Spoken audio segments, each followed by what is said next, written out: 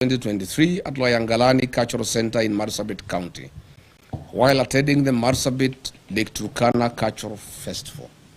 You openly lied to the residents of Marsabit that they will be connected to the national electricity grid through Lake Turkana wind power by the year 2024. We are in 2026 and the status quo remains. Mr. Ruto, you lied that power main grids would be constructed immediately in the towns of Moyale, Marsabit and North Hall. Zero works have commenced. As Ramadan nears, please give these Kenyans power. They do not need to cross to Somalia and Ethiopia to get ice cubes like they have done in previous years. Mr. Ruto, you lied that the Ministry of Mining, Blue Economy and Maritime Affairs would construct with immediate effect fish landing sites and fish processing zones in Turkana County. 3 years later, all we see is cattle rustling and ravaging drought. William Ruto, you lied that the Turkana University College would be granted a charter by the year 2024 to be a fully fledged public university. As usual, where is the university charter for Turkana University for the last 3 years? Mr. Ruto, you lied that FGM would be dealt with accordingly and perpetrators be held accountable. Today, the prevalence of FGM in Marsabit County is at 83%, ranking Marsabit County as the third highest country in Kenya in FGM prevalence. I hope you understand what this means to women and girls of Marsabit as they look forward to exploiting their full potential. Why lie to women and girls, Mr. President? Between 4th and 7th February 2025, William Ruto toured Mandera, Wajir, Isiolo, Marsabit, and Garissa counties, and as usual made a cocktail of promises, deceit, and open lies, as he'll be doing in the next 3 days as he heads to the north. On 4th February 2025, in Mandera town, he promised to end marginalization and inclusive development. A year later, Mandera County has no roads, no sewage system, the drought is killing camels, the children of Mandera study at the trees. He keeps on as allies, leaders of the Mandera who steal what is meant for the people. The people who have impoverished Mandera are his buddies and political allies. He further promised to put Mandera on the national grid through Ethiopia. To date, Mandera gets electricity on ration basis once in every 24 hours. The president promised to put 1.2 million acres of land in Mandera Triangle along River Daua under irrigation. To date, no progress has been reported. On the same date, at Mandera Teachers Training College, he promised to support improvements in educational infrastructure and increase teacher recruitment in Mandera and Northeastern region. Which single school has been built since then? On security and counter-terrorism commitment, William Ruto promised to protect residents and combat insecurity. He promised to ensure security and fight terrorism in Mandera after high-profile abduction incident involving 5 chiefs before his visit. Interestingly, 5 months ago, Jubaland forces occupied almost half of Mandera town, and Ruto has never commented on this matter. On regional connectivity and infrastructure, William Ruto promised to expand Mandera's road and energy connectivity. He said that the government will build and expand key infrastructure linking Mandera to the rest of the country, including roads and electricity through Ethiopia. It remains a lie. On the same date, William Ruto promised to speed up Mandera water supply and sanitation project at a cost of 3.1 billion to benefit households with improved clean water and sewage systems. Again, this is a white elephant.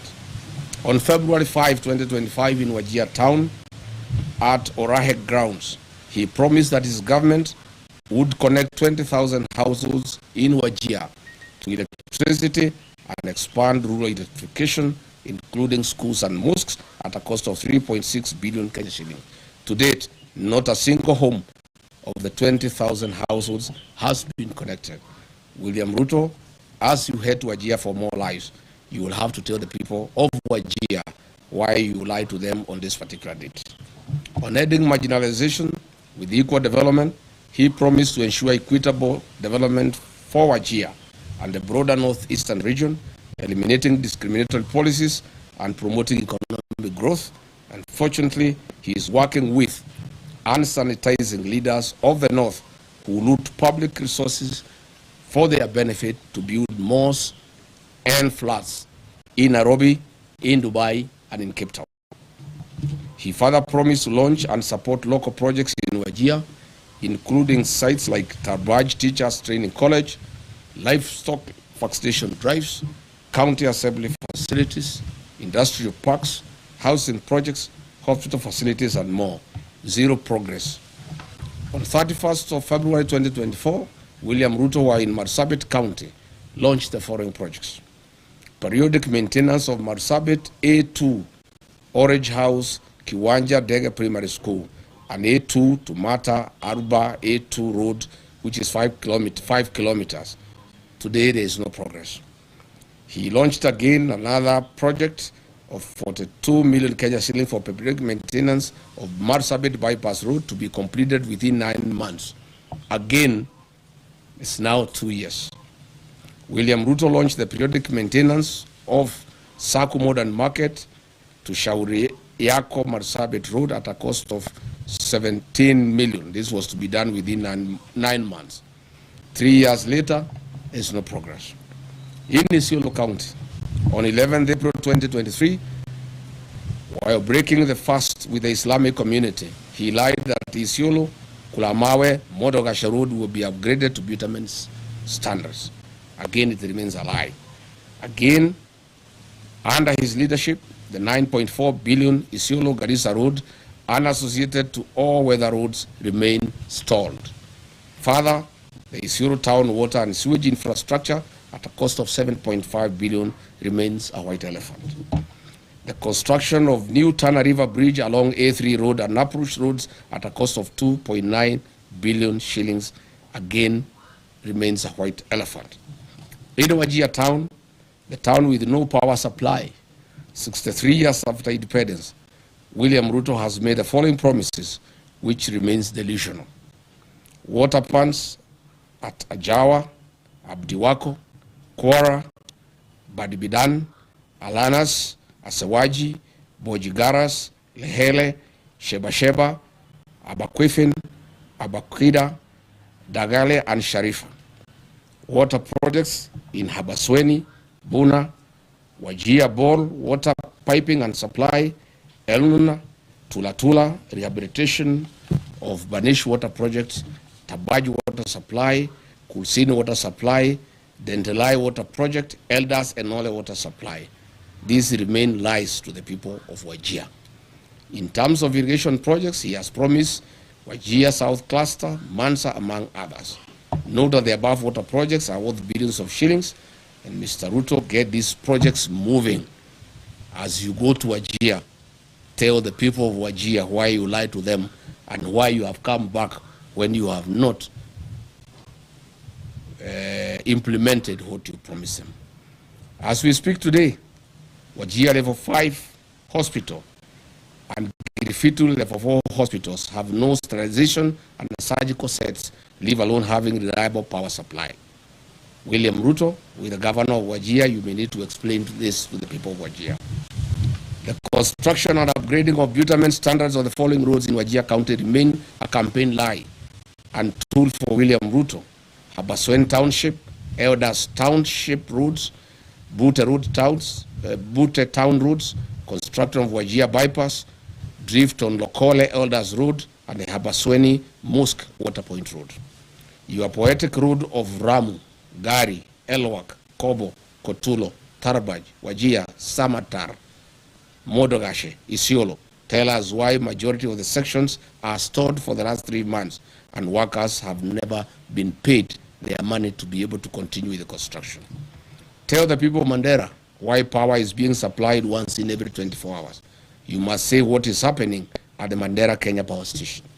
Finally, William Ruto, on 4th November 2023, in Lamu County, Kizingitini, Pate Island, you lied that Kenya shilling 700 million was available for construction of Mutagawada Sea Road. People are still waiting. Where is the 1 billion shillings for the development and equipping of 9 fishing sites for Mkowe in Lamu, and I told on 27th August 2023. Good people, that's where we are. We wanted to tell William Ruto as he goes to the north, the problem of northern Kenya is a problem of accountability. Theft of public resources by leaders that he wines and dines with. He is going to be with those leaders in military choppers, blowing dust and wind to hungry population with no water and food. I would like to ask him to carry food and water for the people of northern Kenya. All the mains and all the beans and rice, blankets, food and non-food items being used in central Kenya, in Nyandarua, in Kiambu, in Murang'a, Kirinyaga, Nyeri, to campaign, he should take those foods and non-food items. I found yesterday in Nyandarua, trucks of blankets, trucks of rice and beans being taken to people who have food, who have potatoes, who have carrots. This food is required in northern Kenya. So that is why I called this press conference to ask President William Ruto before he goes to the north to prepare these answers for the people of northern Kenya, because it is immoral to cheat populations. These people are dying, they are hungry, they have no water, they have no food, they have no medicine, their animals are dying. And then you go to dance with them and lie to them all. Asanteni sana. Any question? Yes, citizen.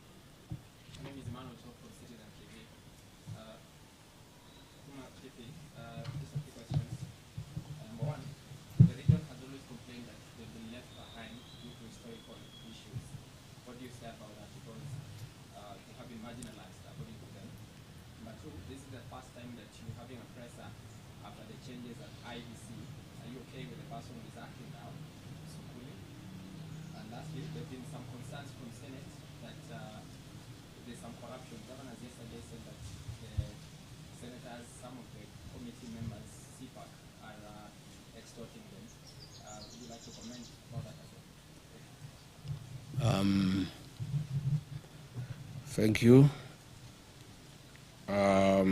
What was the first question?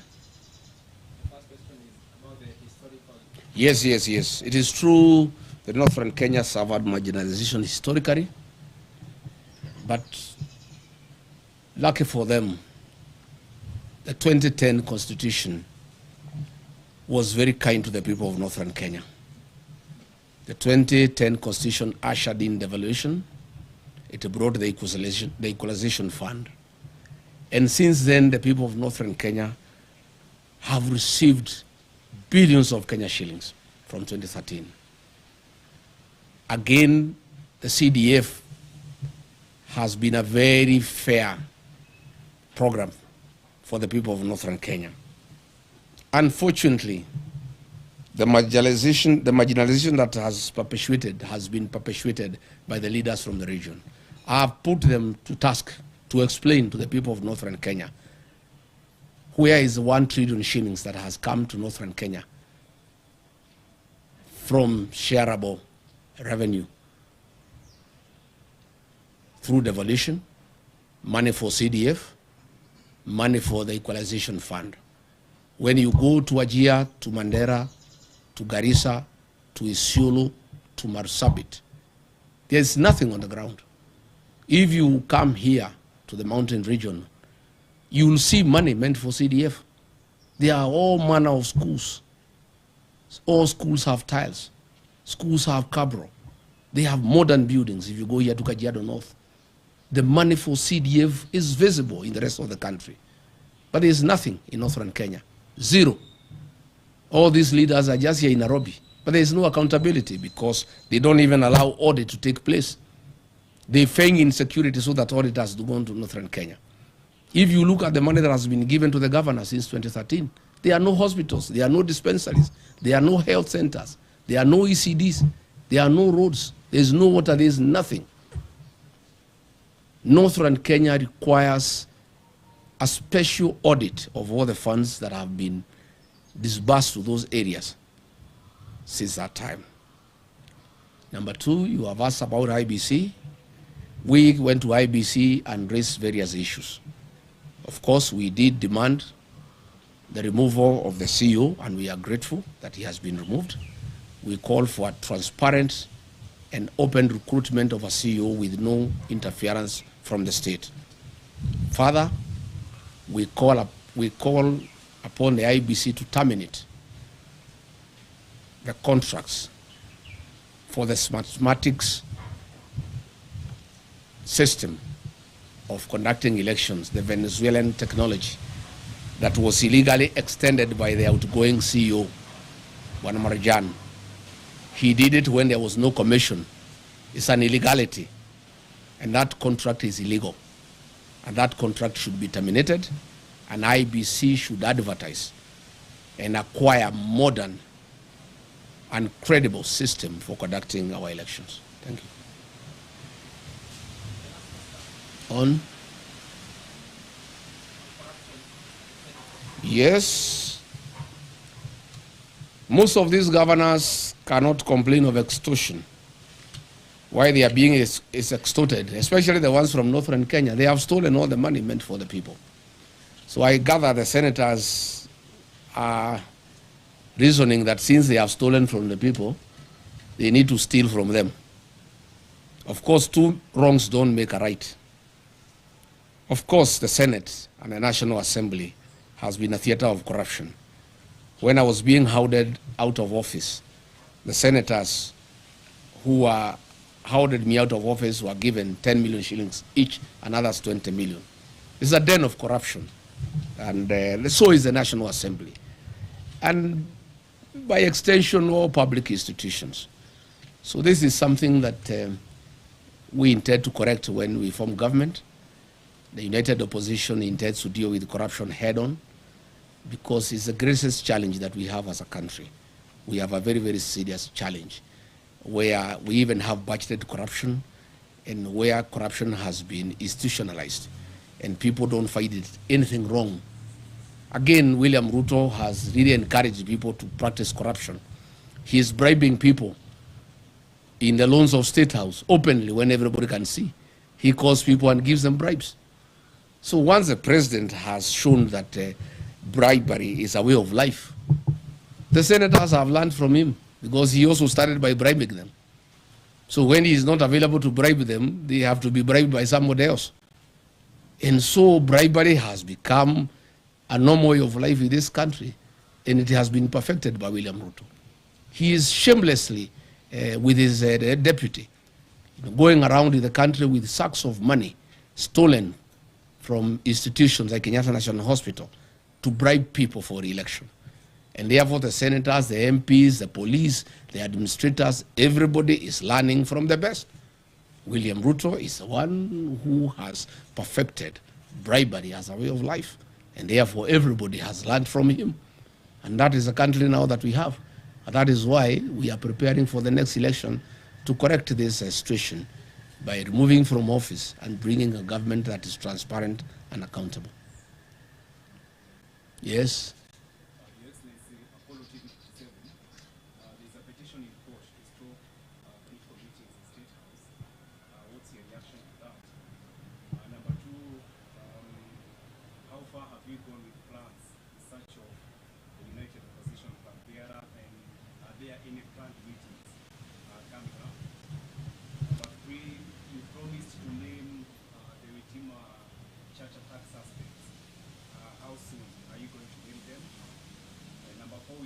Too many questions. To those I have, one, we agree with that petition. State House has become a scene of crime. Instead of being a coveted institution where good policies are conceived and pronounced, it has become the center of corruption and bribery. It has also, is no longer a national institution that looks after the people of Kenya. It is now the headquarters for UDA party and the election of William Ruto. William Ruto has abandoned government. He's not running the government anymore. He's just thinking about the election. So State House is a campaign scene and again a scene of corruption and bribery. We are committed to have one single presidential candidate to face William Ruto. We want to ask patience from the people of Kenya. Coalition building is a delicate affair, but the people of Kenya have been very clear to us that they want one candidate to face William Ruto, and we want to give them that commitment. On my part, I want to give that commitment. And when I listen to my sister Mother Karua and my other brothers in the alternative government, they are all committed that we shall have one single presidential candidate to face William Ruto. What I want to ask is patience, and there is no hurry. Mwai Kibaki, the third president of the Republic of Kenya, was named as the opposition flag bearer on the 14th of October 2022, when the election was on 27th December the same year. 2 months, 13 days apart. There's no hurry. We can take our sweet time. If you ask me, we should not be in a hurry. Anything from March, April next year is good enough. We told the IG Kaja that we shall go back on the 16th for a report. We want to hear from him. I have information William Ruto has said those people should not be taken to court because he will be indicted, and he will be shooting himself in the foot because they